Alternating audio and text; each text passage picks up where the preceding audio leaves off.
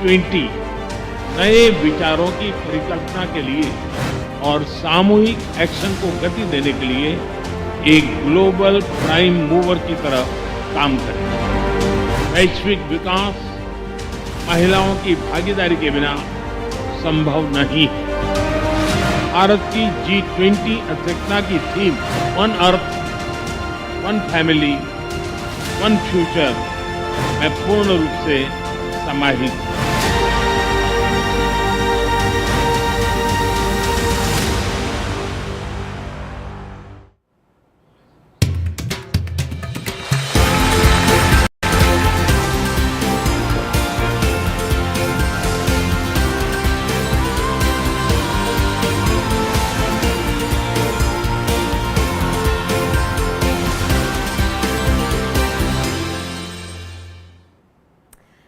Welcome, you're watching India at G20. It will be a news-packed show today with updates on 4 meetings on energy transition, employment, tourism and one of Science 20.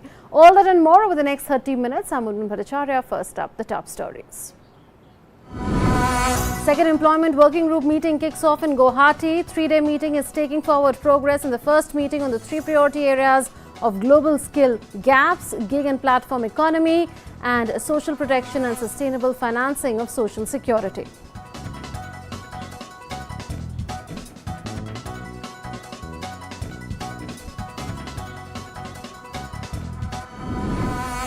Second energy transitions working meeting concludes in Gandhinagar. Proposed Global Biofuels Alliance receives wide-ranging support from member countries. Delegates discuss low-cost financing for energy transition, agree to continue to focus on deploying clean and mature technologies.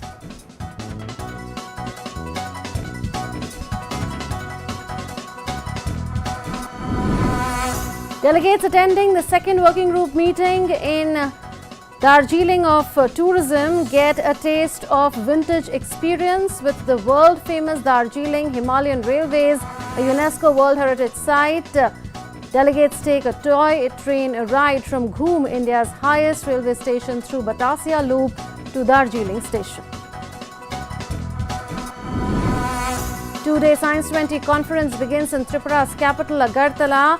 Principal Scientific Advisor to the Government of India, Ajay Sood, gives a call for action for a clean future. Conference is focusing on green hydrogen, oil-based technologies and new generation energy storage.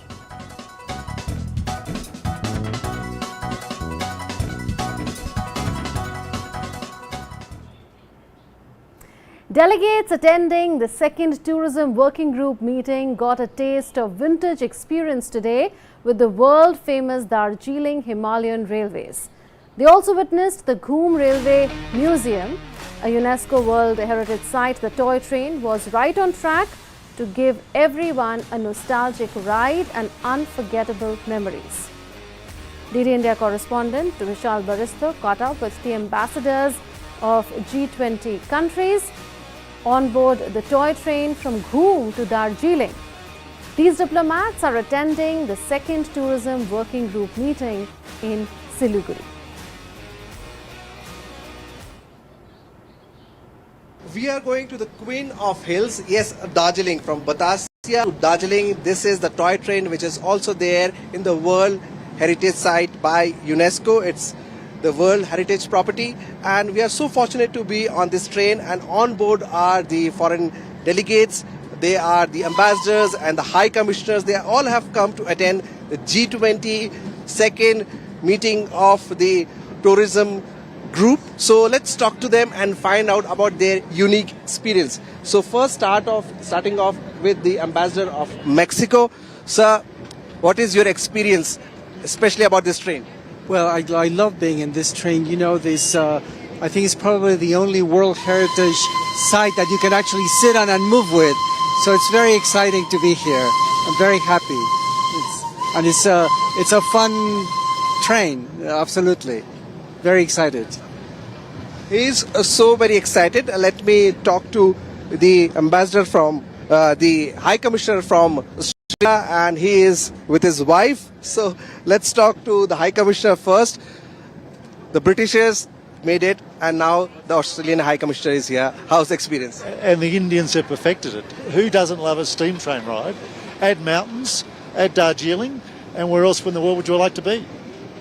So is it the first time that you are here as you have boarded the train? I visited Goom in October, November last year, and all I could see was mist. So it's great to be here this time, seeing the magnificent sights from this railway. And you are also accompanied by your wife. So, ma'am, how's the experience? Excellent, thank you. I'm having a lovely time. It's beautiful. The train's fabulous. Loving it. Thank you. So she is having a lovely time. We also have the tourism secretary. He is accompanying the foreign delegates. Sir, they are also very excited. So it gives us a feeling of quite proud. No, definitely, because it is a UNESCO World Heritage Site, and it is an important landmark in this part of the world, where this was built hundreds of years ago and used by tourists. So to be able to showcase it to all the high commissioners and ambassadors who have come for the G20 meeting is a moment, and it's our privilege, and we're enjoying the the ride on the train. So there you hear, it's a privilege and a moment of pride for all of us. Now we go to the ambassador of Japan. Sir, you are famous for building bullet trains, but this is something very different. So how's the experience? Well, today, my dream of 35 years have come true. My best friend has told me 35 years ago, Hiroshi, you've got to ride on this. And this is such a wonderful experience. No wonder it's a UNESCO World Cultural Heritage. So we've been enjoying every moment of this. We have the High Commissioner of Singapore. How's the experience? Well, representing Team Singapore, we are delighted that in this working group, we are focusing on adventure tourism in India.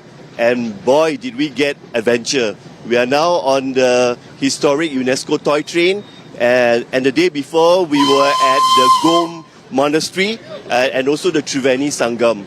So we are experiencing adventure tourism as its essence in Darjeeling. So very, very good. Thank you. Amazing. So there you hear from all these people. They are from the different parts of the world, and they have all enjoyed the hospitality, the heritage, the culture, the history, and definitely the toy train is the joyride of Darjeeling. And all of you who are watching this story, you must also come and visit Darjeeling. With cameraman Shubham, this is Vishal Baristu for DD India, Darjeeling. What a joyride that must have been. G20 delegates reached the governor's house in Darjeeling that overlooks the mighty peaks of the Kanchenjunga, where they were warmly welcomed to experience a guided tour through Raj Bhavan.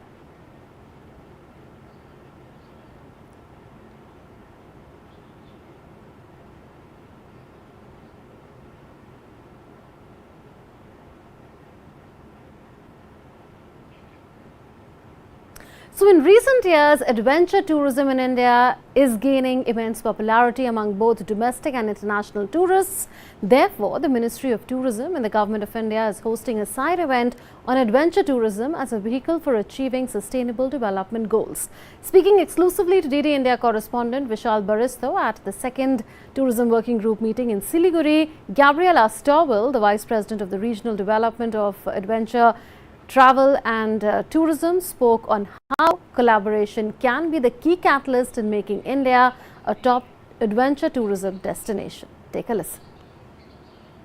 India aspires to be amongst the top 10 adventure tourist destination, but is it that easy? What are the challenges? I have with me Gabriela, who is the Vice President of Regional Development ATTA. Let's talk to her and find out.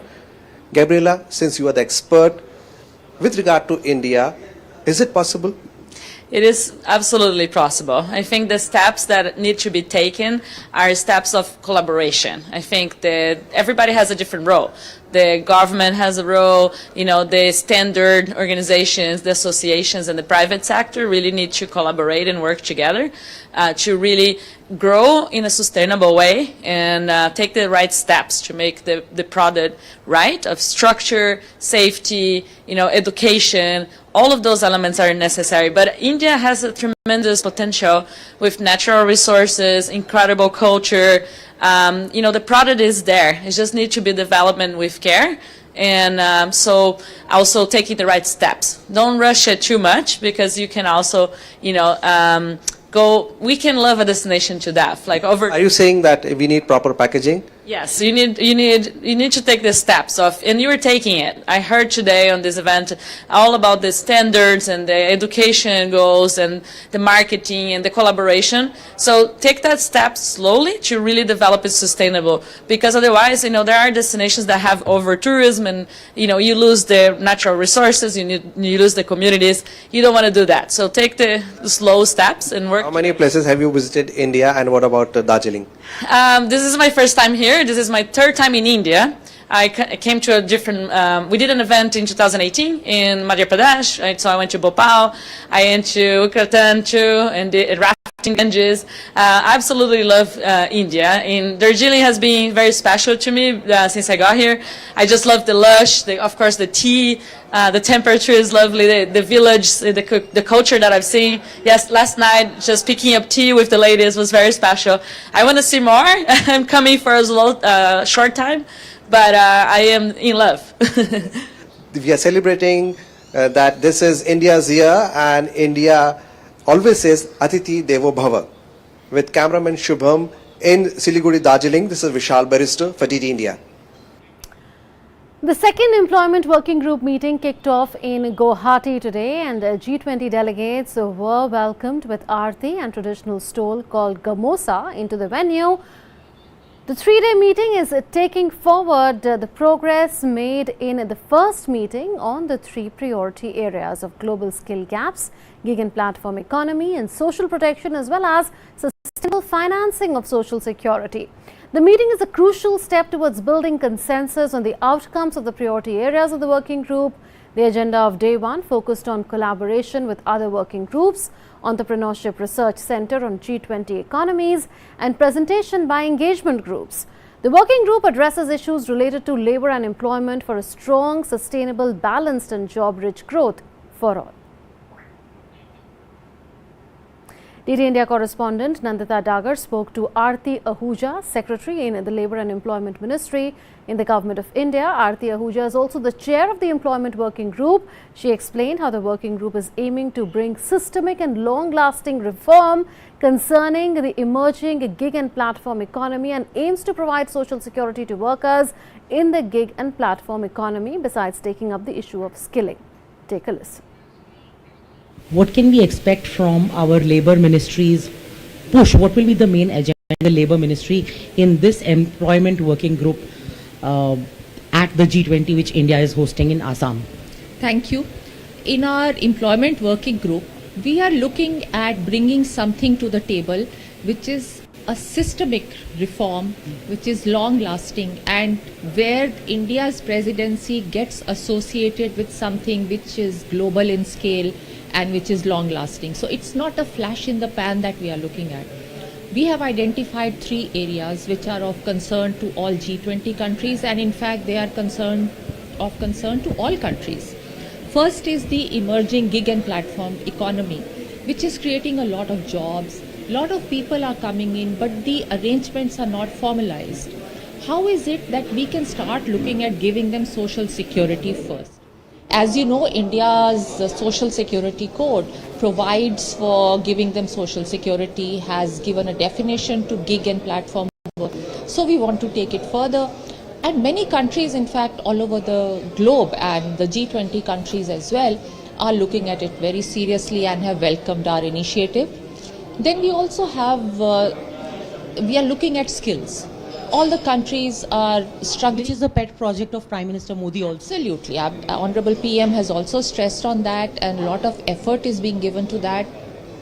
Again, we are looking at a systemic reform about how we can bring in a common language across the world. when we talk of a skill or a qualification, does it mean the same thing? So we are looking at a harmonized nomenclature, standardization, a reference that countries can refer to. So that is the second thing, which is again a systemic thing. And the third thing we are looking at is social security, social protection for everybody, but we are looking at how do we finance it.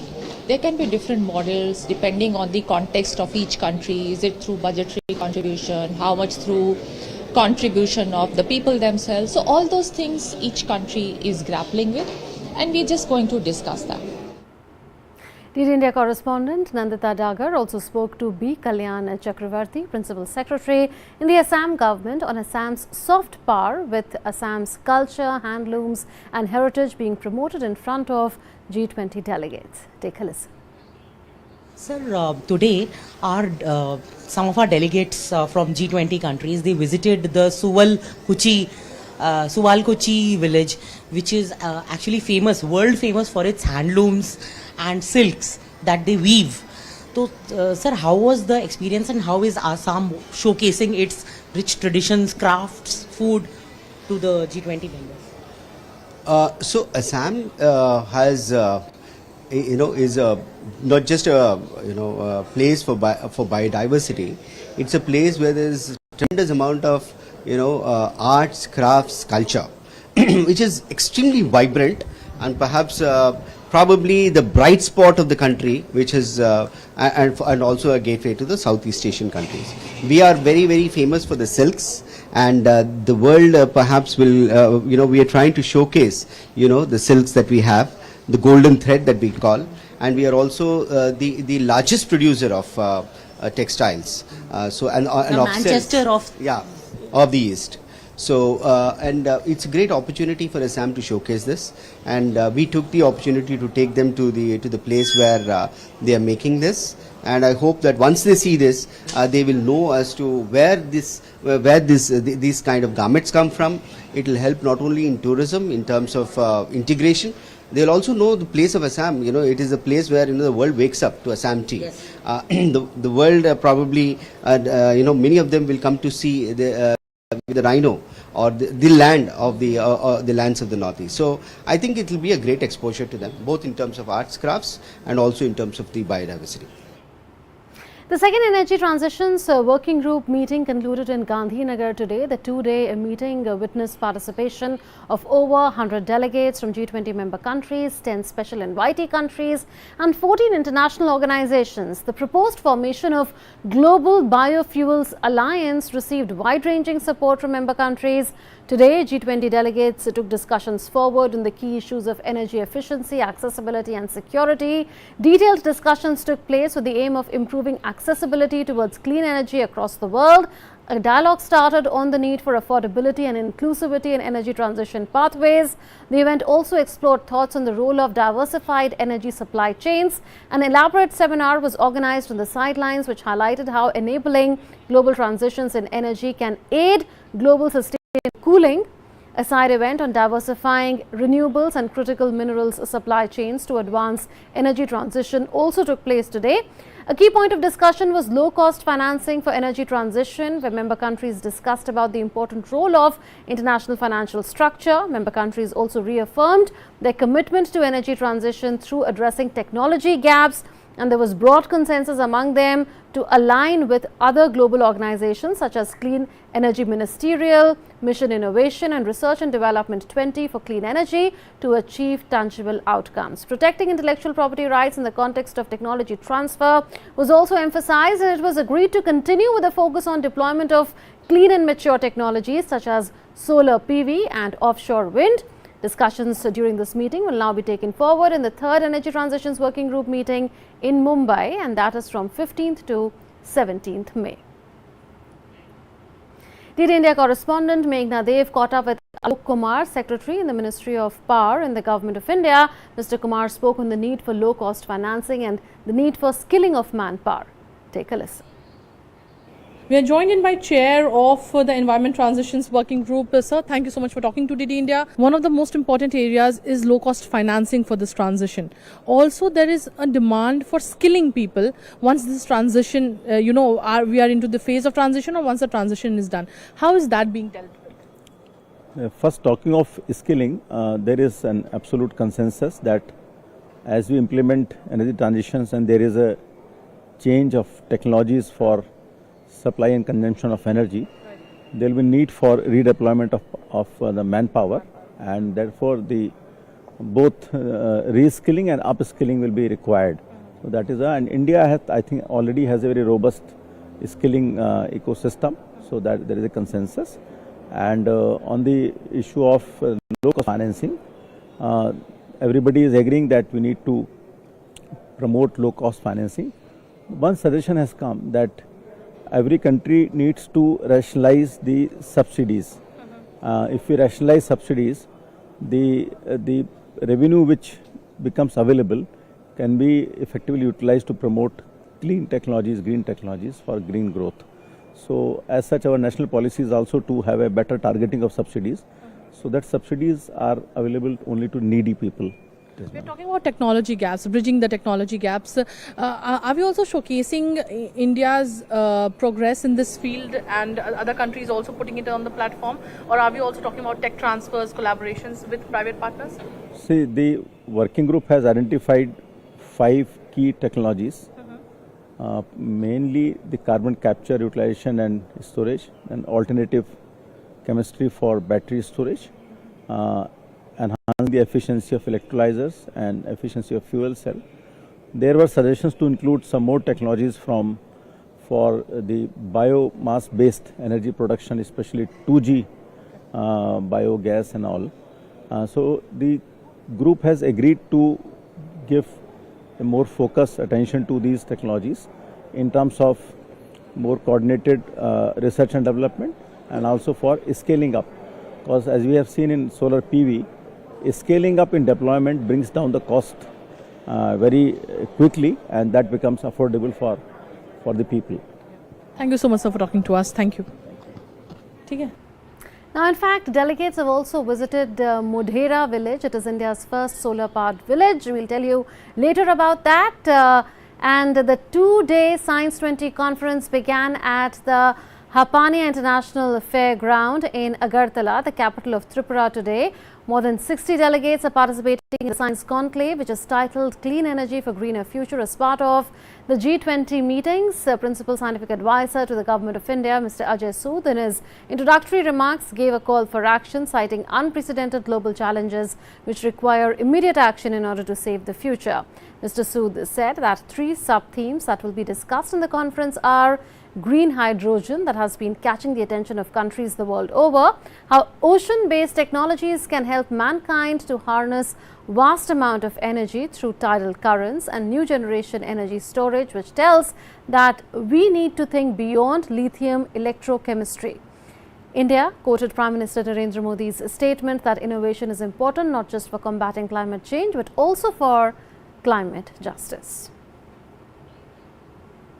It's time to say goodbye now. We leave you with glimpses of a memorable cultural event with Maruni dance, Kukri dance, Tappa dance and more, representing the various traditional forms spread across the region at Mall Road in the heart of Darjeeling city. Delegates who attended the G20 Second Tourism Working Group meeting enjoyed the event. Thanks for watching. Namaskar.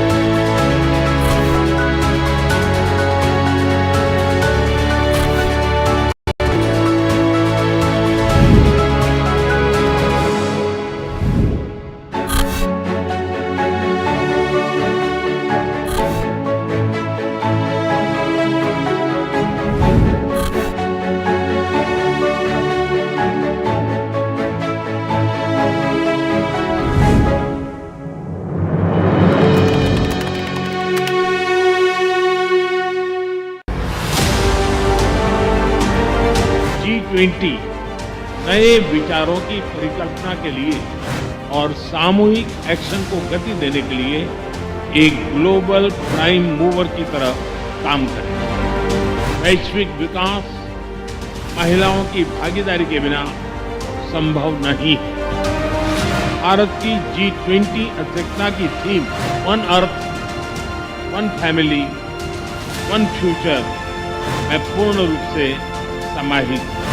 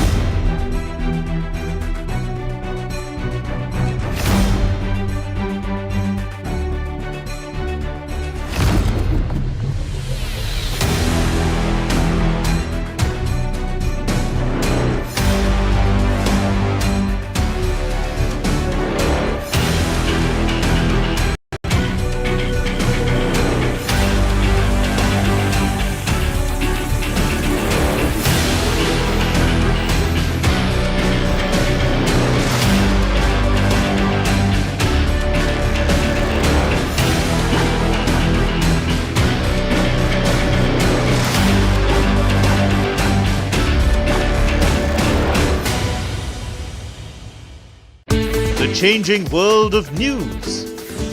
Headlines that you wake up to. News that shapes your day. Stories that matter to you. The latest and most accurate updates. A fresh start to a new day. The Breakfast News, Monday to Friday, 8 a.m. on DD India.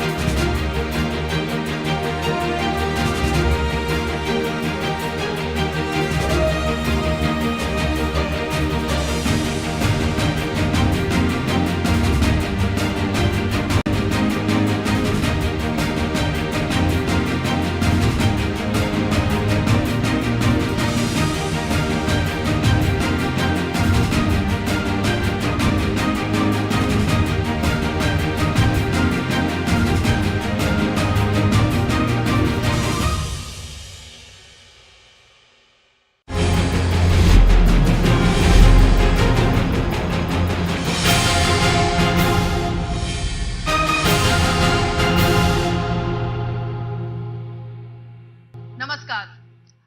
Karnataka का चुनाव इस बार बेहद ही दिलचस्प हो गया है क्योंकि इससे पहले हमने देखा कि नॉर्थ ईस्ट में बीजेपी ने काफी अच्छा प्रदर्शन किया, गुजरात में बीजेपी ने बहुत अच्छा प्रदर्शन किया और इसीलिए कर्नाटक को अभी माना जा रहा है कि कर्नाटक में जो भी रिजल्ट आएगा वो आने वाले चुनाव और